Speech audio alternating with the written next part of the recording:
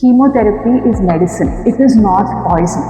ఇక వచ్చే పేషెంట్స్ చాలా టైప్ ఆఫ్ థెరపీస్కి ఓకే అంటారు కానీ కీమోథెరపీకి ఓకే అన్నారు అనమాట. తొందరగా ఎస్ అని చెప్పరు. అంటే టాబ్లెట్ తీసుకుంటాం మేడం, లేకపోతే ఇమ్యూనో ఇవ్వండి, టార్గెటెడ్ ఇవ్వండి అని అంటూ ఉంటారు. Chemotherapy I think catches a bad rep. అంటే వాళ్ళు అనుకుంటారు కీమోథెరపీ ఇవ్వడం వల్ల ఒకటే సైడ్ ఎఫెక్ట్స్, ఒకటే నీరసం ఉంటుంది, it is not a good way, good thing to take అనుకుంటారు. What I want to say is chemotherapy is medicine, it is not poison.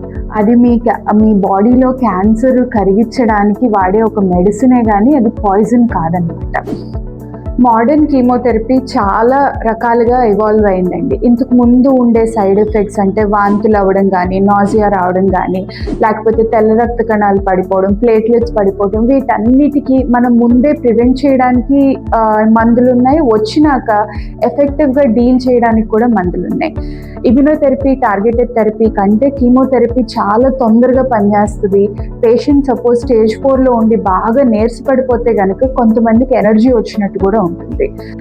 Suppose మీరు సర్జరీ అయిపోయినాక కీమోథెరపీ తీసుకుంటే కొంతమంది నీరసపడడం కరెక్టే, అది కూడా ఒక వారానికి మించి ఉండదండి. ఆ తర్వాత మామూలు లైఫ్ స్టైల్లోకి వెళ్ళిపోతారు.